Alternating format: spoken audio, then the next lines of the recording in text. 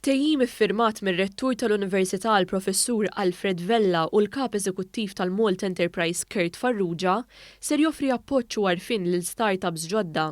Il-ftehim ser jibni relazzjoni ta' kollaborazzjoni u permezz taċ-Ċentru għall-Imprenditorjat u għall-Inkubazzjoni tan-Negozju fih dan l-Università ta' Malta ser tkun qed tipprovdi taħriġ biex imbagħad startup tkun tista' tibda l-proċess biex tirċievi għajnuna finanzjarja mill-Malta Enterprise. Dawk l-applikanti li jtemmu l-proċess ta' applikazzjoni b'suċċess ser igawdu appoġġ u gwida fuq perjodu ta' sena mill-faċilità Take-Off. Il-Kap Eżekuttiv tal-Malta Enterprise Kurt Farrugia stqar li grazzi għal gwida l-applikanti ser ikunu jistgħu jiżviluppaw l-idea u l-ħsieb wara l-startup. Dan l-agreement bejn il-Malta Enterprise u l-Università ta' Malta se jkun qed jgħin anke biex jassisti il-businesses anke mill-lat ta' mentorship. Allura hija parti mill-inizjattiva u l-inizjattivi kollha tal-Malta Enterprise sabiex il-business u l-startups anke permezz tal-website Start in Malta u permezz tal-inċentivi jissaħħaħ l-ekosistema ta' startups ġewwa Malta.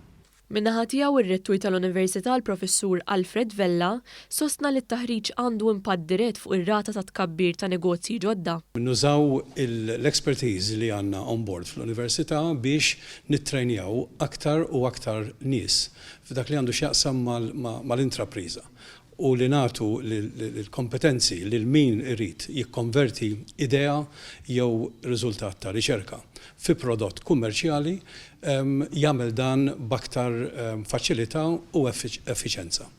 Preżenti għall-iffirmar kien hemm ukoll il-Ministri Mirjam Dalli u Ġustin Karwana li jagħmlu enfasi fuq l-aspett ta' appoġġ u edukazzjoni li ser joffri dan il-ftehim lill-imprendituri. Dan fil-waqt li l-Professur Russell Smith, id-Direttur taċ-Ċentru għall-Imprenditorjat, spjega kif il-Malta Enterprise u l-Università ta' Malta ser jikkollaboraw fuq rapporti b'riċerka biex jiġu preżentati lil diversi istituzzjonijiet. Aktar informazzjoni u materjal ta' taħriġ jista' jinkiseb minn takeoff.org.mt.